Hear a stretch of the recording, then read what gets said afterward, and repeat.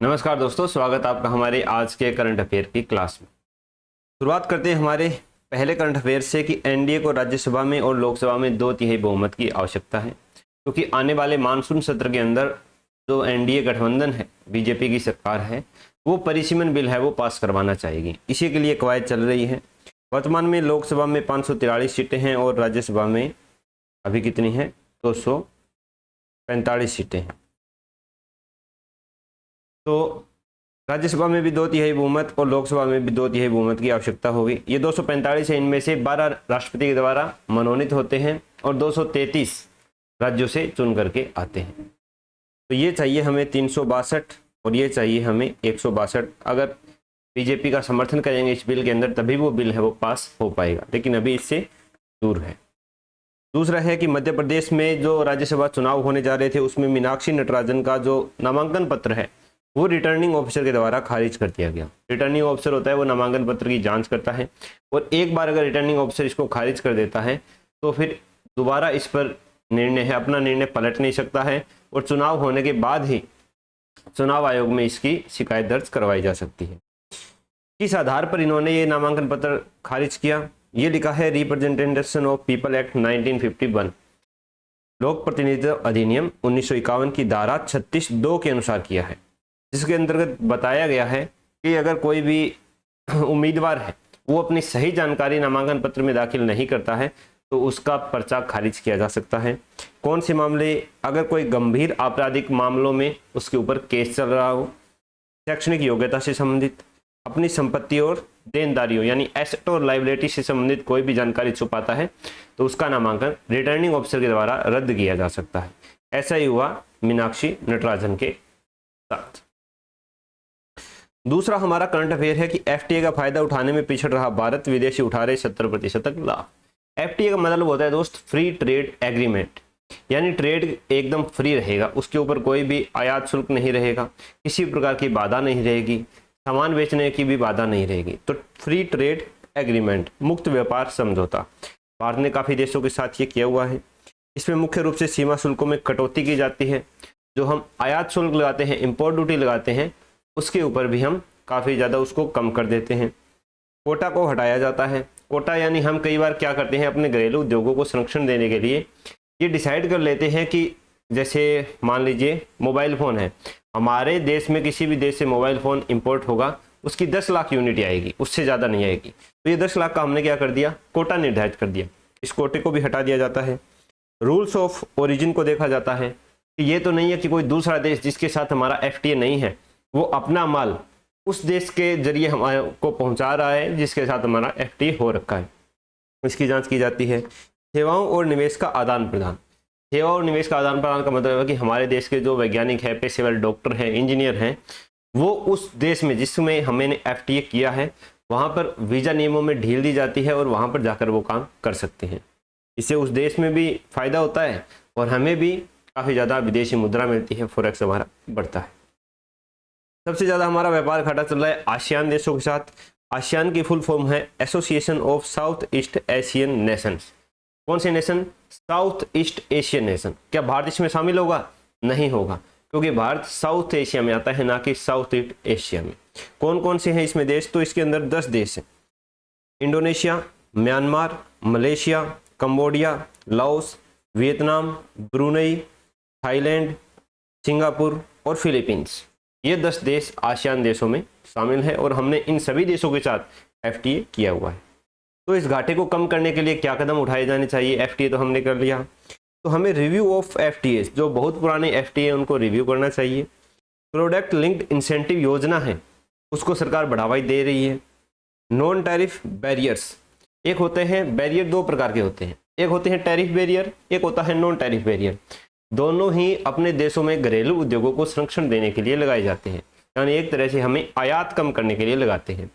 जो tariff barrier है वो विकासशील देशों के द्वारा लगाए जाते हैं कि दूसरे देशों से कोई माल आएगा उस पर आप 100% इम्पोर्ट ड्यूटी लगा दो, 200% इम्पोर्ट ड्यूटी लगा दो, इसलिए वो माल अपने देश में महंगा हो गया तो लोग खरीदेंगे नहीं। तो कौन सा खरीदेंगे? वही खरीदेंगे जो अपने देश में बना हुआ है। लेकिन विकसित देश है वो ऐसा नहीं करते हैं, वो नॉन टैरिफ बैरियर बाधा का प्रयोग करते हैं। नॉन टैरिफ बैरियर मतलब उन्होंने अपने स्टैंडर्ड डिसाइड कर लिए हैं। अब जैसे भारत का आम है वो जापान गया था, जापान से क्या हो गया, वापस आ गया। क्यों हो गया? क्योंकि उनके स्टैंडर्ड के अनुसार, उनके स्टैंडर्ड पर वो खतरा नहीं उतरा। वैसे ही स्टैंडर्ड हैं वो भारत को भी लागू करने चाहिए। इसी को बोलते हैं नॉन टैरिफ बैरियर्स। तो टैरिफ बैरियर्स विकासशील देश और नॉन टैरिफ बैरियर विकसित देश है वो लगाते हैं। फिर दूसरा स्पोर्ट्स से रिलेटेड है कि महिला T20 विश्व कप क्रिकेट 2026 शुरू होने जा रहा है। इसकी मेजबानी कर रहे हैं इंग्लैंड और वेल्स। हमें यही ध्यान में रखना है, ज़्यादा से ज़्यादा यही प्रश्न है वो आ सकता है।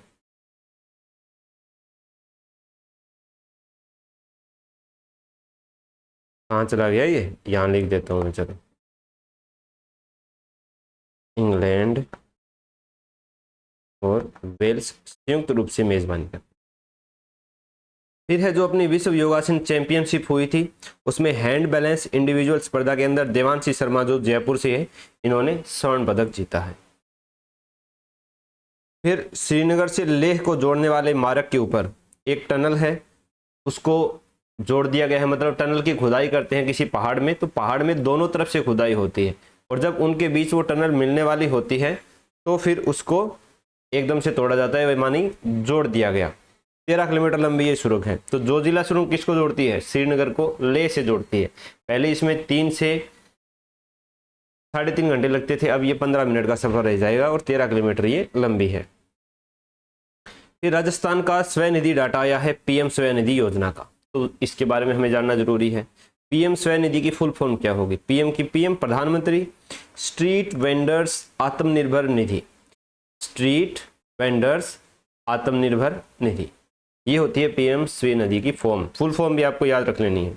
उद्देश्य क्या है कि कोरोना के अंदर लॉकडाउन लग गया था, और लॉकडाउन लगने से जो भी रेहड़ी पटरी वाले लोग थे, जो भी ठेला लगाते थे, जो भी सड़क के ऊपर अपना कोई भी रोजगार करते थे, उनको हटा दिया गया, क्योंकि लॉकडाउन है, घर से बाहर निकलना नहीं है। उनकी अर्थव्यवस्था को वापस सुचारू रूप से चलाने के लिए, उनको रोजगार देने के लिए सरकार PM स्वनिधि योजना लेकर के आती है, जिसमें इनको बिना गारंटी के लोन मिलता है। और लोन कितने चरणों में मिलता है? 3 चरणों में मिलता है।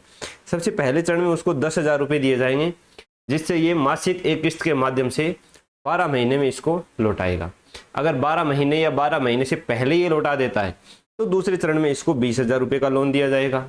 अगर वह भी लौटा देता है, फिर तीसरे चरण में इसको 50,000 रुपये का लोन है वो बिना गारंटी के दिया जाएगा, और इसमें ब्याज की प्रतिशत 9 से 12% के बीच में रहती है। फिर अगर टाइम पर दे दिया या टाइम से पहले दे दिया तो इनको 7% ब्याज की सब्सिडी है वो DBT के माध्यम से मिलती है। डिजिटल अगर लेन देन करते हैं ये, तो इनको कैशबैक भी मिलता है। जैसे 10,000 रुपये लिए, 2,000 रुपये ब्याज हो गया, तो 1,000 रुपये की 12 किस्तें बनी। 1,000 रुपये की 12 किस्तें बनाएंगे ये, तो फिर इनको 200 रुपये कैशबैक भी मिल जाता है। अगर आप पहले लोन चुका दे रहे हो तो उसके लिए आपको कोई पेनल्टी नहीं देनी है। ये है PM स्वनिधि योजना। किससे संबंधित है? रेहड़ी पटरी वाले, ठेला वाले, सड़क के ऊपर जो रोजगार करते हैं उनके लिए है। बिना गारंटी के लिए लोन मिलता है 10,000, 20,000, 50,000 राशि का। ठीक है, याद रख लेना है। फिर प्रधानमंत्री मोदी ने अपना रिकॉर्ड है वो एक नाम कर लिया। रिकॉर्ड तो बनाना अपने प्रधानमंत्री जी का काम है। कौन सा रिकॉर्ड बनाया है? एक बनाया है 9,013 दिन का। सत्ता में बने रहने वाले सबसे लंबे नेता बन गए हैं भारत के। गुजरात के मुख्यमंत्री को और भारत के प्रधानमंत्री के दोनों टेन्योर को जोड़ करके 25 साल पूरे हो गए हैं। निर्वाचित प्रधानमंत्री के रूप में इन्होंने 4,399 दिन पूरे कर लिए हैं 10 जून को। इससे पहले ये किसके नाम था? जवाहरलाल नेहरू के नाम था। 4,398 दिन निर्वाचित जो पीरियड था, अंतरिम वाला नहीं। 1952 में जो चुनाव हुए थे तब से लेकर के 1952 से 1964 में मृत्यु हुई थी ना, तब तक 32 देशों का सर्वोच्च नागरिक सम्मान है वो हमारे मोदी जी प्राप्त कर चुके हैं। फिर ये है भास्कर के डेली करंट अफेयर्स। सबसे पहले है कि सिप्री रिपोर्ट आई है। सिप्री की फुल फॉर्म क्या है? Stockholm International Peace Research Institute. इसने पीस के आधार पर, यानी पीस को देखती है तो ये देखना पड़ेगा कि दूसरे देशों की सैन्य ताकतें कितनी है। तो इन्होंने लिस्ट दी है, जिसमें 1 नंबर पर है US, 2 पर चाइना, रसिया, जर्मनी, और भारत है वो 5वें नंबर पर आ गया है, जिसका सैन्य खर्च 92.1 अरब डॉलर है। और बात करें नाभिकीय हथियारों की तो 190 नाभिकीय हथियार भारत के पास हो गए हैं, और पाकिस्तान के पास है 170। इतने ज़्यादा की जरूरत नहीं पड़ती है, वैसे 2-3 में ही काम चल जाता है, बस ऐसी सैन्य क्षमता बढ़ाने के लिए रख रखी है। दूसरा अपना है रक्षा अलंकरण समारोह है, राष्ट्रपति द्रौपदी मुर्मू के द्वारा ये अलंकरण दिए गए हैं। हम जो विशेष है उनको देख लेते हैं। प्रशांत बालाकृष्ण जी हैं जो गगनयान मिशन में यात्री हैं और एयरफोर्स के पायलट हैं, उनको कीर्ति चक्र दिया गया है। नाविका सागर परिक्रमा 2 के अंदर नेवी की कमांडर है दिलना के और रूपा ए, इन दोनों को शौर्य चक्र दिए गए हैं। दूसरा जो वर्ल्ड चर्चा में है वो है एंटी डिफेक्शन लॉ, क्योंकि तृणमूल कांग्रेस के कुछ विधायक हैं वो बागी हो गए हैं, अपने उससे हटने जा रहे हैं, तो दल बदल कानून लागू है।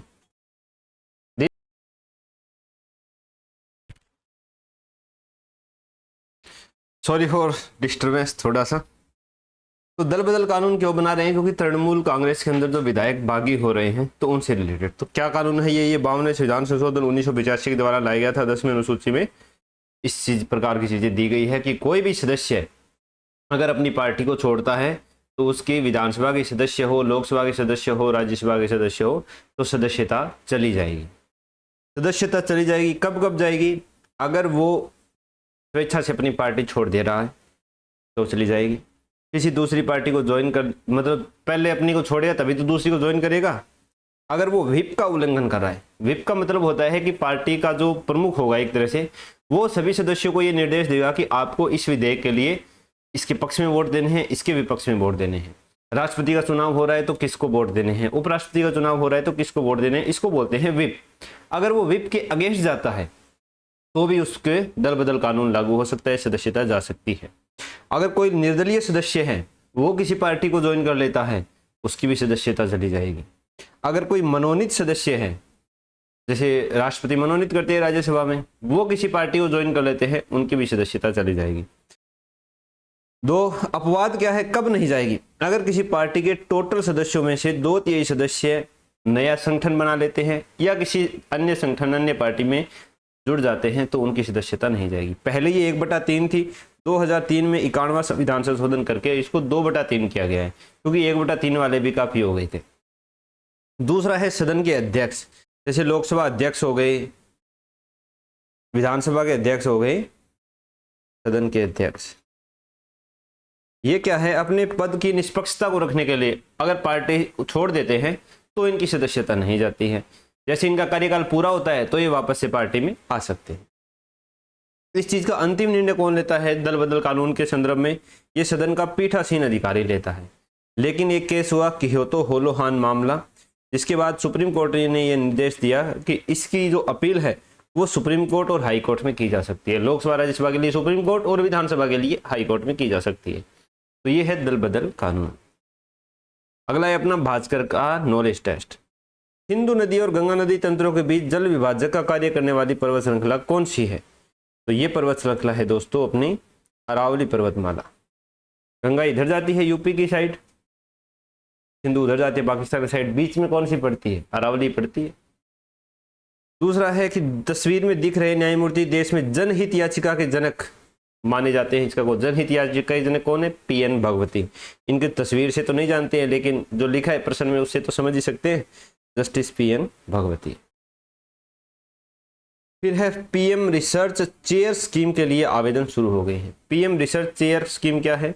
ये जो भारतीय मूल के वैज्ञानिक हो गए या इन जो भी पेशेवर डॉक्टर्स वगैरह हो गए, तो इनको क्या है प्रतिभाओं की घर वापसी के लिए और उच्च स्तरीय शोध करने के लिए भारत सरकार है ये स्कीम चला रही है, जिसमें काफ़ी ज़्यादा अगर वो भारत में आकर रिसर्च करते हैं और वो भारतीय मूल के हैं तो उनको शुरुआत में अच्छी खासी राशि है वो दी जाएगी। दूसरा है VBG रामजी योजना के लिए 95,000 करोड़ रुपए मंजूर कर दिए गए हैं। हमें जानना है VBG रामजी योजना क्या है, तो सबसे पहले हमें यह देखना पड़ेगा कि VBG रामजी की फुल फॉर्म क्या है। VB विकसित भारत, G का हो गया गारंटी, और राम रोजगार एंड आत्मनिर्भर मिशन, और इस G का हो गया ग्रामीण। विकसित भारत गारंटी फॉर रोजगार एंड आजीविका मिशन ग्रामीण, ये है VBG रामजी की फुल फॉर्म। फुल फॉर्म आपको याद रखनी बहुत जरूरी है। पहले मनरेगा में क्या होता था, कहीं भी खड्डे खुदवा रहे हैं, कहीं भी ऐसे ही उखड़वा रहे हैं, झाड़ झुकाड़। इसमें क्या है कि हम एक प्लान बनाएंगे जिससे गांव में स्थायी और टिकाऊ बुनियादी ढांचा है उसको विकसित करेंगे। जैसे कोई पानी का जल संरक्षण के लिए कुछ बना रहे हैं, किसी गांव के सरकारी स्कूल भवन है, उसमें किसी प्रकार का हम मैनेजमेंट कर रहे हैं, इस प्रकार की चीज़ें हैं। मनरेगा में 100 दिन का मिलता था, इसमें 125 दिन का रोजगार दिया जाएगा। मनरेगा में बीच में कोई भी फिक्स नहीं था, नो वर्किंग पीरियड, इसमें 60 दिन का नो वर्किंग पीरियड होगा, जिस समय खेती बाड़ी का टाइम आता है फसल निकालने का, उस समय क्या है कि लेबर की उपलब्धता बनी रहे, इसके लिए उस समय इसको क्या कर दिया जाएगा, बंद कर दिया जाएगा। फिर ग्लोबल पीस इंडेक्स 2026 जारी हुआ है। ग्लोबल पीस इंडेक्स कौन जारी करती है? IEP, institute for economic and peace, ये ऑस्ट्रेलिया की एक संस्था है। इस पीस इंडेक्स में 163 देशों को समझा गया है, इनके ऊपर शोध किया गया है, जिसमें भारत को दिया गया है 127वां स्थान। शांति नहीं है भाई साहब। भारत से नीचे 2 ही देश हैं भारत के पड़ोसी देश, पाकिस्तान 152वें नंबर पर, अफगानिस्तान 157वें नंबर पर। इसके अलावा जो नेपाल, भूटान, श्रीलंका, बांग्लादेश जो है वो भारत से ऊपर है, उनमें ज़्यादा शांति है। सबसे ज़्यादा शांति है नेपाल में, 16 नंबर पर है। फिर श्रीलंका 67, नेपाल 111, बांग्लादेश 117। सबसे ज़्यादा शांति प्रिय देश कौन है? आइसलैंड, न्यूजीलैंड, स्विट्जरलैंड, सबसे ज़्यादा शांति है। चीन को इसमें 81वां स्थान, यूएस को 134वां स्थान, भारत से नीचे हो गया। सबसे लास्ट में रखा गया है रूस को, रूस यूक्रेन युद्ध के कारण 163वें नंबर पर, तो भारत 127वें नंबर पर है। पाकिस्तान, अफगानिस्तान इससे नीचे है, नेपाल, श्रीलंका, भूटान और बांग्लादेश इससे ऊपर है, ये आपको याद करना है। कौन जारी करता है? Institute for economic and peace, Australia की कंपनी है। फिर ये आता है एक अपना editorial, India road through Myanmar is one of engagement. Myanmar के साथ जो लिंक बन रहा है अपना, क्लादान प्रोजेक्ट हो गया या भारत म्यांमार थाईलैंड राजमार्ग परियोजना हो गई, उसके बारे में है। तो अभी म्यांमार के राष्ट्रपति भारतीय दौरे पर आए थे, कौन थे? मिन आंग ह्लाइंग, ठीक है। और म्यांमार के साथ भारत है वो 1643 किलोमीटर की सीमाएं वो साझा करता है। एक्ट ईस्ट पॉलिसी है, इसको भी इससे फायदा मिलने वाला है। जान लेते हैं कलादान परियोजना के बारे में, रेड पेन यूज कर लेता हूँ। कलादान परियोजना क्या है? कलादान परियोजना है कि भारत को हमारी जो ईस्टर्न स्टेट्स है उससे जोड़ने के लिए, क्योंकि चिकन नेक के थ्रू जुड़ा है जो केवल 22 मीटर चौड़ा रास्ता है, अगर उस पर कुछ भी घटना होती है तो हमें उससे कनेक्ट तो रहना पड़ेगा अपने ईस्टर्न स्टेट से। इसके लिए कलादान प्रोजेक्ट चलाया जा रहा है, जिसमें कलकत्ता से लेकर सितवे पोर्ट जो ये म्यांमार के रखाइन प्रांत में है, यहाँ तक 539 किलोमीटर का जलीय मार्ग तैयार किया गया है, मतलब रूट बनाया गया है। फिर यहाँ से कलादान नदी बहती है म्यांमार में, सितवे से लेकर प्लेतवा तक कलादान नदी में जहाज जाएंगे। फिर प्लेतवा से लेकर आगे मिजोरम तक एक रोड है वो बनाया जाना है। तो यहाँ तक तो क्लियर हो गया है। प्लेतवा से लेकर जोरिनपुई यहाँ तक का ये जो 109 किलोमीटर 110 किलोमीटर लंबी जो रोड बननी है, ये अभी बाकी है। इसके बाद ये बन जाएगी तो फिर हम यहाँ से भी कनेक्ट हो जाएंगे, और ये इधर से हम जाएंगे ना, उससे कम ही पड़ता है मिजोरम का रास्ता। फिर दूसरा जो अपना हिंद महासागर हो गया और दक्षिणी चीन सागर हो गया, स्ट्रेट ऑफ मलक्का हो गया, उसके लिए भी हम सितवे पोर्ट को क्या कर सकते हैं? डेवलप कर सकते हैं। भारत म्यांमार थाईलैंड राजमार्ग क्या है कि न्यू दिल्ली से मणिपुर, मणिपुर से इधर मोर है मणिपुर, म्यांमार होते हुए थाईलैंड में बैंकॉक तक एक पूरा राष्ट्रीय राजमार्ग बनाने की परियोजना प्रस्तावित है। तो यही थे अपने आज के करंट अफेयर्स। कैसे लगे हमें कमेंट बॉक्स में ज़रूर बताना। आपके अच्छे सुझाव मिलते हैं, देखकर काफ़ी खुशी होती है। ये PDF मैं मेरे टेलीग्राम चैनल के अंदर डाल दूँगा, जिसका लिंक मैंने नीचे डिस्क्रिप्शन में दे दिया है। दूसरा, आप हमारे चैनल को फाइनेंशियली सपोर्ट करने के लिए ज्वाइन बटन पर क्लिक करके उसकी सदस्यता ले सकते हो, जिसमें एक्स्ट्रा कुछ नहीं है, बस केवल सपोर्ट के लिए है। तो मिलते हैं दोस्तों कल नेक्स्ट वीडियो में।